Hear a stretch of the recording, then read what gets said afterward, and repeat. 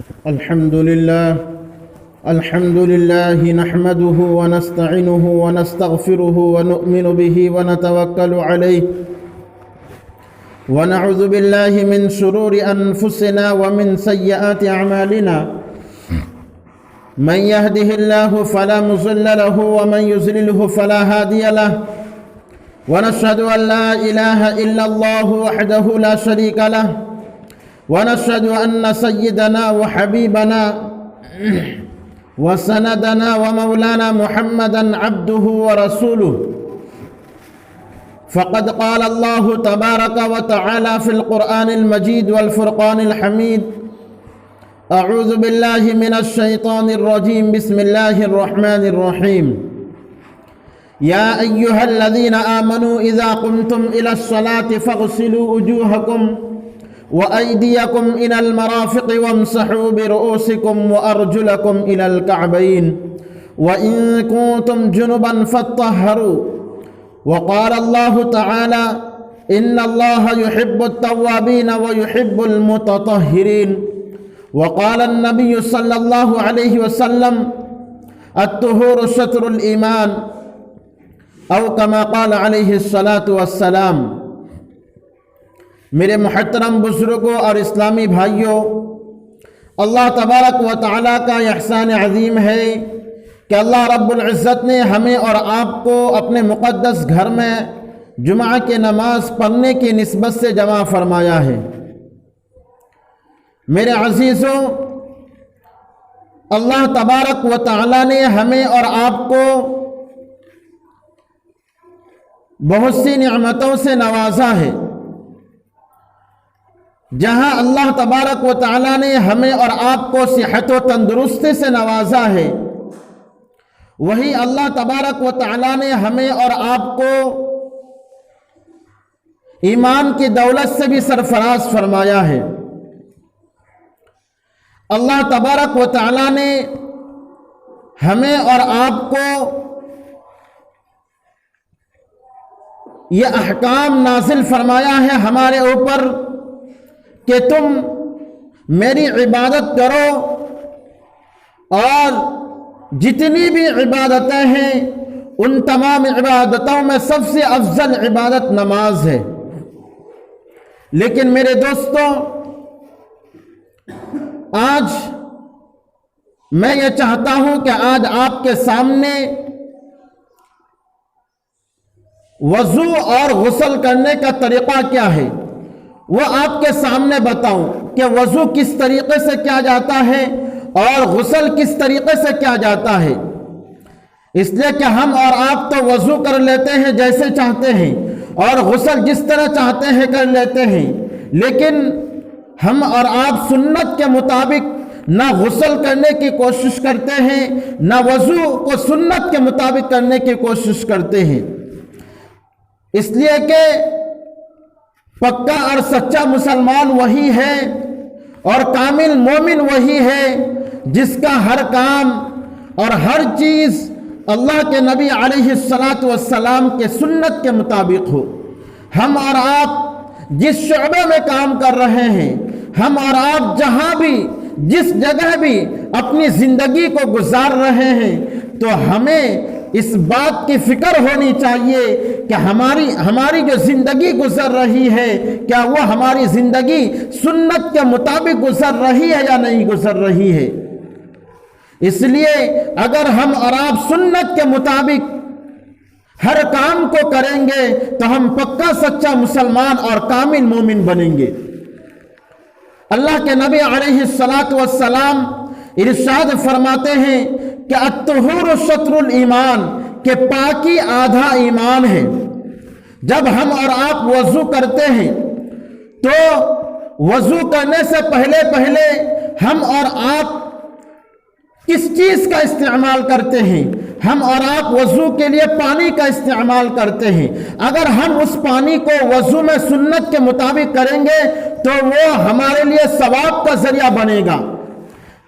اللہ کے نبی علیہ السلام ارشاد فرماتے ہیں کہ جب کوئی بندہ وضو کرتا ہے، جب کوئی بندہ وضو کرتا ہے اور غسل کرتا ہے وضو کرنے کا مطلب یہ ہے کہ وہ سنت کے مطابق وضو کرتا ہے، اور غسل کرنے کا مطلب یہ ہے کہ وہ سنت کے مطابق غسل کرتا ہے۔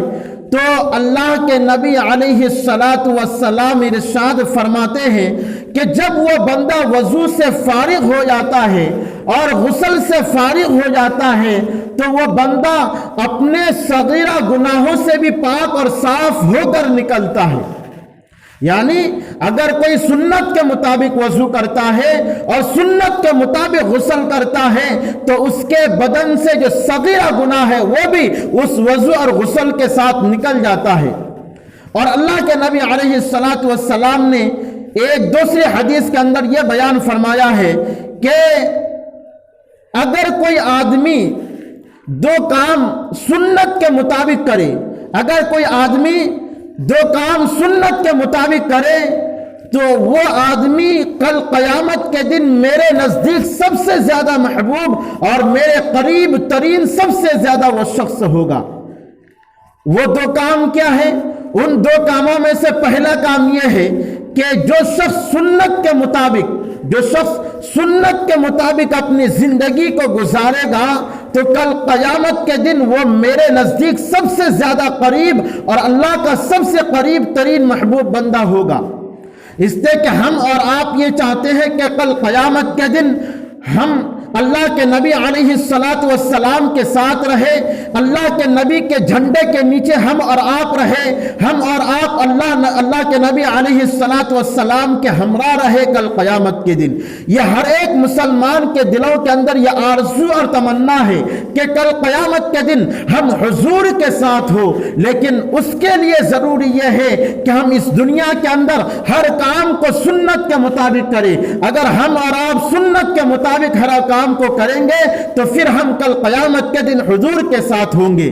یہ پہلا کام یہ ہے کہ ہم سنت کے مطابق ہر کام کریں، اور دوسرا کام یہ ہے حضور اکرم صلی اللہ علیہ وسلم نے فرمایا ہے کہ کل قیامت کے دن جو سب سے زیادہ میرے نزدیک ہوگا وہ ہوگا جو سب سے زیادہ مجھ پر درود بھیجنے والا ہوگا۔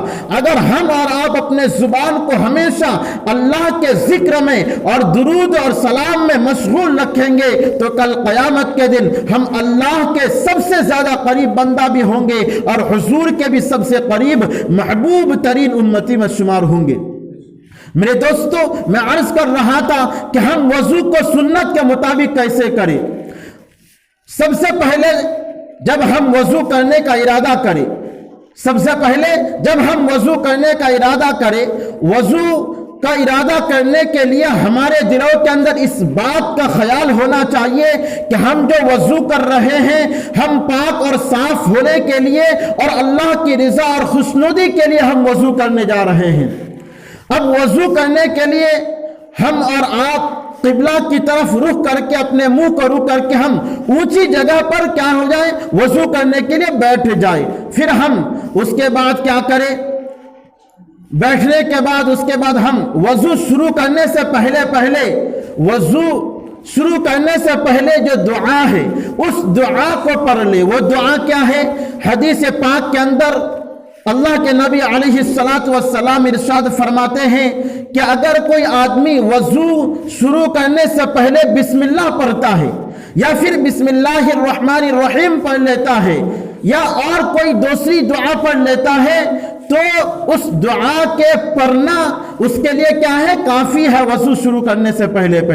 اگر صرف بسم اللہ پڑھتا ہے یا پھر بسم اللہ اور الحمدللہ پڑھتا ہے تو اللہ کے نبی علیہ السلام ارشاد فرماتے ہیں کہ وضو سے پہلے اگر کوئی آدمی بسم اللہ اور الحمدللہ پڑھتا ہے تو بسم اللہ اور الحمدللہ کی فضیلت یہ ہے، اللہ کے نبی علیہ السلام ارشاد فرماتے ہیں کہ بسم اللہ اور الحمدللہ کے بعد پڑھ کر اگر کوئی آدمی وضو کرتا ہے اور اس آدمی کا وضو جب تک رہتا ہے، یعنی اس کا وضو ٹوٹتا نہیں ہے، چاہے اس کا وضو 1 گھنٹہ رہے یا 2 گھنٹہ رہے یا 1 دن مسلسل اس کا وضو رہے، تو اللہ کے نبی علیہ السلام ارشاد فرماتے ہیں کہ اس وضو کی وجہ سے بسم اللہ اور الحمدللہ پڑھ کر جو اس آدمی نے وضو کیا، اس وضو کی وجہ سے، اس بسم اللہ اور الحمدللہ پڑھنے کی وجہ سے اس کے پاس جو فرشتے مقرر ہے کرامن اور کاتبین، جو ہمیشہ اس کے ساتھ میں رہتا ہے اور وہ باوضو رہتا ہے، جس وضو کو انہوں نے الحمدللہ اور بسم اللہ پڑھ کر کیا ہے، تو اللہ کے نبی علیہ السلام ارشاد فرماتے ہیں کہ جب تک اس بندے کا وضو نہیں ٹوٹتا ہے تب تک وہ فرشتہ اس کے نامہ اعمال میں نیکیاں لکھتا رہتا ہے۔ الحمدللہ اور بسم اللہ پڑھ کر اگر کوئی آدمی وضو کرتا ہے اور اس کا وضو چاہے 1 دن تک رہے یا 4 گھنٹے تک رہے، اتنی مدت تک وہ فرشتہ اس کے نامہ اعمال میں نیکیاں لکھتا رہتا ہے۔ اب ذرا سوچیں اگر ہم اور آپ بسم اللہ اور الحمدللہ پڑھ کر وضو کرتے ہیں تو ہمارے ساتھ میں جو فرشتہ ہے وہ فرشتہ ہمارے نامہ اعمال میں نیکیاں لکھتا رہتا ہے۔ اگر ہمارا وضو ٹوٹ بھی جائے تو ہم کیا کریں؟ فوراً وضو کریں تاکہ ہمارے نامہ اعمال میں وہ فرشتہ نیک اعمال لکھتا رہے۔ پھر آگے اللہ کے نبی علیہ السلام ارشاد فرماتے ہیں کہ اگر کوئی آدمی سنت کے مطابق وضو کرتا ہے تو سنت کے مطابق وضو کرنے کی وجہ سے یہ ایک عبادت بن جاتا ہے اور اس عبادت کی وجہ سے اس کو اور ثواب بھی ملتا ہے۔ ایک تو یہ ہے کہ وضو کرنے کا ثواب الگ ملتا ہے، اور وضو کرنے سے پہلے جو وہ بسم اللہ اور الحمدللہ پڑھتا ہے اس کا ثواب الگ ملتا ہے۔ اس لیے اگر ہم اور آپ جب بھی وضو کریں یا غسل کریں تو ہم بسم اللہ پڑھ لیں یا بسم اللہ الرحمن الرحیم پڑھیں یا پھر بسم اللہ اور الحمدللہ پڑھ لیں۔ اس کے بعد ہم کیا کریں؟ ہم اپنے دونوں ہاتھوں کو گٹوں تک دھوئیں، ہم اپنے دونوں ہاتھوں کو گٹوں تک 3 مرتبہ دھو لیں، اور ہم اپنی انگلیوں کا بھی خلال کریں۔ اگر ہمارے ہاتھوں میں، اگر ہماری انگلیوں میں انگوٹھی ہے تو ہم اس انگوٹھی کو کیا کریں؟ نکال لیں، یا پھر ہم وہاں تک پانی پہنچانے کی مکمل کوشش کریں۔ اگر ہم اور آپ وضو کر رہے ہیں اور وضو کے درمیان ہمارے ہاتھ میں جو انگوٹھی ہے اور اس انگوٹھی کے نیچے جو جگہ ہے، جو جسم ہے، جو چمڑی ہے، اگر وہاں تک پانی نہیں پہنچا تو پھر ہمارا وضو نہیں ہوگا۔ یہ دوسرا چیز، پہلی چیز ہے کہ ہم سب سے پہلے اپنے دونوں ہاتھوں کو گٹوں تک دھوئیں گے اور 3 مرتبہ دھوئیں گے۔ 3 مرتبہ کا دھونا کیا ہے؟ یہ سنت ہے۔ پھر آگے ہم کیا کریں گے؟ آگے ہم مسواک کریں گے۔ اگر ہم اور آپ مسواک کرتے ہیں تو ہماری دانتوں کی بھی صفائی ہو جاتی ہے اور ہمارے منہ کی بھی صفائی ہوتی ہے۔ اللہ کے نبی علیہ السلام کے ایک دوسری حدیث ہے کہ اگر کوئی آدمی وضو کرتا ہے اور وضو کرتے وقت سب سے پہلے اگر وہ اپنے ہاتھوں کو دھوتا ہے، گٹوں تک دھوتا ہے، اور دھوتے وقت ان کے ہاتھوں سے گناہ بھی جھڑ جاتے ہیں، جو انہوں نے اپنے ہاتھوں سے گناہ کیا ہوگا وہ گناہ بھی ان کے ہاتھوں سے جھڑ جاتے ہیں۔ بلکہ میں آپ کو یہ بھی بتا دوں، ہم اور آپ جس امام کی تقلید کرتے ہیں، ہم اور آپ جس امام کے مطابق اپنی نمازوں کو پڑھتے ہیں، جس امام کا نام ہے امام اعظم ابو حنیفہ رحمۃ اللہ علیہ، وہ فرماتے ہیں کہ میں نے ایک شخص کو دیکھا کہ جب وہ وضو کر رہا تھا، وضو کرتے کرتے میں نے ان کے ہاتھوں سے گناہوں کو جھڑتے ہوئے دیکھا، تو حضرت امام ابو حنیفہ رحمۃ اللہ علیہ نے اس بندے سے کہا کہ تم فلاں گناہ میں ملوث ہو، تو اس آدمی نے اقرار کیا ہاں میں فلاں گناہ میں ملوث ہوں، تو حضرت امام ابو حنیفہ رحمۃ اللہ علیہ فرماتے ہیں میں نے اس لیے آپ سے فرمایا کہ میں نے یہ دیکھا کہ جب تم وضو کر رہے تھے اور وضو کرتے وقت جب تم اپنے ہاتھوں کو دھو رہے تھے، دھوتے وقت ہاتھوں سے جو پانی نیچے گر رہا تھا، نیچے گرتے وقت صرف وہ پانی نیچے نہیں گرا بلکہ اس پانی کے ساتھ ساتھ تمہارے ہاتھوں کے گناہ بھی نیچے گر گئے۔ آپ ذرا سوچیں اگر ہم اور آپ سنت کے مطابق وضو کریں گے تو اللہ کے نبی علیہ السلام ارشاد فرماتے ہیں کہ ہمارے ہاتھوں کے گناہ بھی جھڑ جاتے ہیں۔ دوسرے نمبر پر ہے کہ ہم مسواک کریں گے اور سنت کے मुताबिक मिसवाक करेंगे। आज हम और आप जो मिसवाक करते हैं, मिसवाक करने का तरीका उलमाए किराम ने बताया है। उलमाए किराम ने यह बताया है कि अगर आप मिसवाक कर रहे हैं तो मिसवाक आपका एक बालिश होनी चाहिए और उंगली के यानी शहादत की उंगली के मुताबिक इतनी मोटी होनी चाहिए। फिर उसके बाद जब आप मिसवाक को पकड़े, ये जो 3 उंगली है, ये जो 3 उंगली है, इस 3 उंगली को आप इस मिसवाक के ऊपर रखे।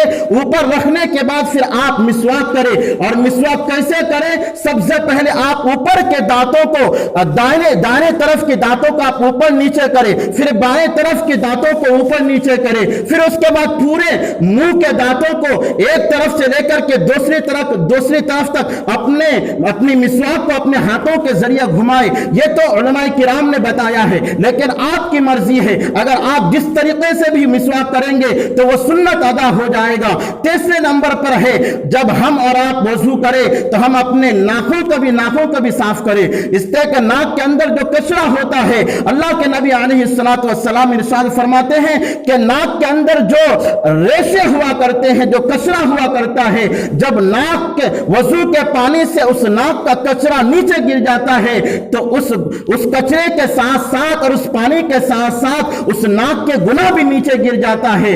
और हम और आप जब नाक साफ करें तो इस दाएं हाथ की उंगली से यानी बाएं हाथ की उंगली से यानी ये छोटी उंगली से हम अपने नाखों के अंदर डालकर घुमाएं और साफ करें। और जहां तक हो सके हम अपने बाएं हाथ से पानी नाक के अंदर ले और ऊपर सांस ले, ज्यादा सांस ना ले। अगर हम ज्यादा सांस लेंगे तो हो सकता है कि पानी हमारे दिमाग तक पहुंच जाए, जिसकी वजह से हमारी तबीयत भी बिगड़ सकती है। इससे जहां तक आपको मुमकिन हो सके आप अपने नाखों तक पानी डालें और उसके बाद अपने नाखों को भी अच्छी तरह साफ करें। फिर उसके बाद आप क्या करें? उसके बाद अपने चेहरों को धोए। और अपने चेहरों को कहां तक धोए? यानी जहां तक आपके सर का बाल है, यानी पेशानी के बालों से लेकर के एक कान की लौ तक, दूसरी कान की लौ तक आप पूरा चेहरा धोए। और चेहरा धोने में इस बात का ख्याल रखें, अगर आप वजू खाने में वजू कर रहे हैं और आपके आसपास जो भी वजू कर रहे हैं तो आप अपने चेहरे पर इस कदर जोर से पानी अपने चेहरे पर ना पड़े कि जो पानी आपके जिस्म पर भी पड़ जाए और दूसरों तक भी पहुंच जाए। इसलिए आप इससे परहेज करें और आप अपने चेहरे पर पानी इस तरीके से मारे ताकि आपका भी कपड़ा पाकर आपका कपड़ा भी साफ रहे और दूसरों को भी इस पानी से नुकसान और तकलीफ ना पहुंचे। इससे कि बहुत से लोग ऐसे होते हैं जो वजू करते हैं और पानी अपने चेहरे पर इस कदर जोर से मारते हैं, खुद तो नहा लेते हैं, दूसरों को भी नहा देते हैं। इसलिए कि हम उसको तकलीफ पहुंचा रहे हैं। आपके वजू का पानी दूसरों को भी पहुंच रहे हैं। इसलिए कि अल्लाह के नबी अलैहिस्सलातु वस्सलाम इरशाद फरमाते हैं कि वो जो वजू का पानी है वो तो पाक है, लेकिन उस पाक पानी से हम दूसरे चीजों को साफ नहीं करते हैं। अरबी का एक मकूला उसको कहते हैं ताहिर और मुताहिर। यानी हम जो वजू करते हैं, जो वजू करने के बाद जो पानी हमारे हाथ से हमारे बदन से गिरता है वो पानी तो बज़ाहिर पाक है, नापाक नहीं है, लेकिन उस पानी से हमें परहेज करनी चाहिए ताकि वो पानी हमारे कपड़े के अंदर ना पहुंच जाए। पानी कपड़े के अंदर पड़ जाएगा तो नापाक तो नहीं होगा, लेकिन क्या है, मुताहिर नहीं है, यानी पाक करने वाला वो। अगर हम उस पानी को लेकर के अपने कपड़े को साफ करेंगे तो वो कपड़ा उस पानी से साफ नहीं होगा।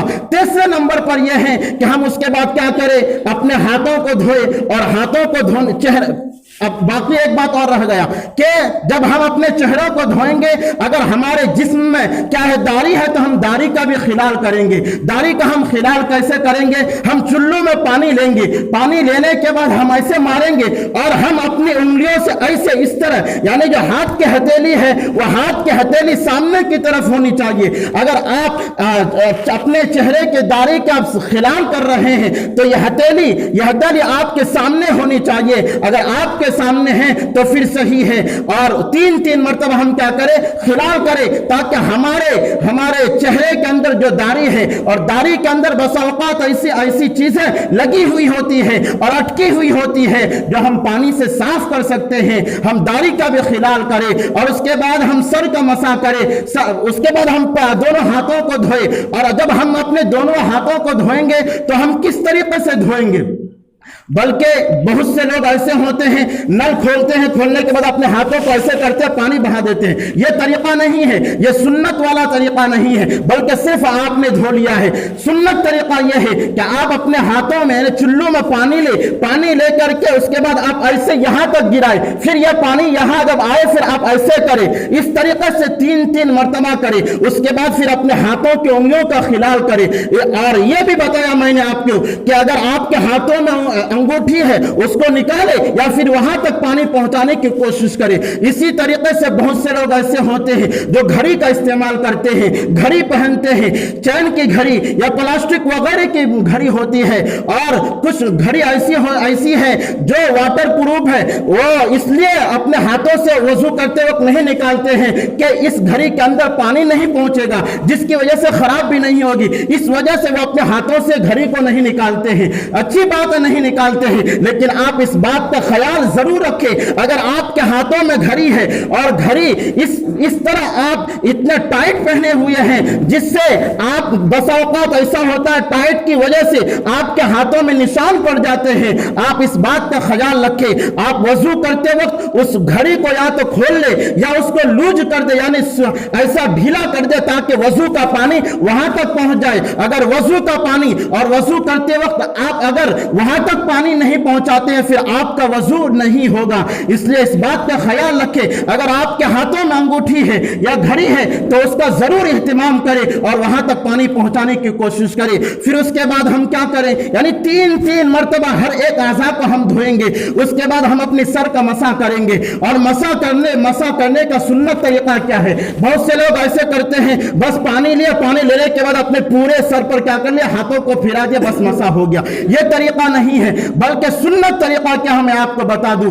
यह बताने का तरीका, बताने का असल मकसद क्या है, हम पूरी जिंदगी नमाज पढ़ते हैं, हम अपनी पूरी जिंदगी गुस्ल करते हैं। गुस्ल करने का तरीका इंशाल्लाह अगर वक्त मिलेगा तो बताऊंगा, वक्त नहीं है अभी, वक्त बहुत ज्यादा हो रहा, 5 मिनट का वक्त लूंगा।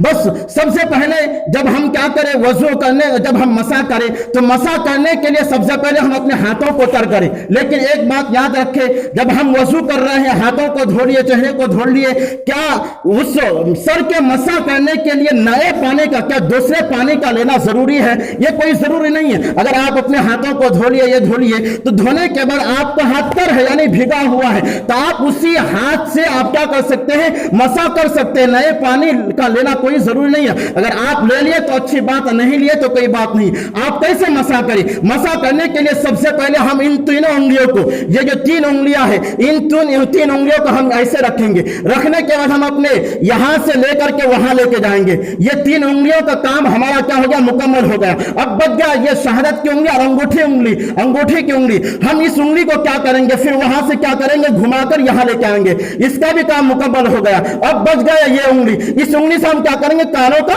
मसा कर लेंगे। फिर हमारा ये बच गया, ये यानी हाथ का दाहिने तरफ ये बच गया, तो हम क्या करेंगे, उसको ऐसे फेर लेंगे। ये क्या हो गया, हमारे सर का मसा हो गया। अब बच गया हमारे पैर, यानी जब हम वजू कर ले तो सबसे पहले हम दोनों पांव को धोते हैं। पांव को धोते वक्त हम क्या करें, धोते वक्त सबसे पहले हम अपने पांव के अंदर पानी डालें, उसके बाद हम उंगलियों का खिलाल करें। अब हम उंगलियों का खिलाल कैसे करें, किस तरीके से, कहां से हम अपने उंगलियों का खिलाल करना शुरू करें? वो जो पैर की जो छोटी उंगलियां है वहां से हम इस उंगली से खिलाल करेंगे। अब ये बात याद रखें, बाएं हाथ की उंगली से हम खिलाल करेंगे, छोटी पैर की छोटी उंगली में इस तरीके से हम क्या करेंगे, घुसाएंगे। उसके बाद जो बायां पैर है हम फिर बाएं बड़े उंगली से शुरू करेंगे, वहां तक जाकर के खत्म करेंगे। इस तरीके से हमारा वजू मुकम्मल तौर पर सुन्नत के मुताबिक हो जाएगा। अगर हम और आप सुन्नत के मुताबिक वजू करेंगे तो अल्लाह के नबी अलैहिस्सलातु वस्सलाम ने क्या फरमाया है कि कल क़यामत के दिन जो सबसे ज्यादा सुन्नत के मुताबिक अमल करने वाला होगा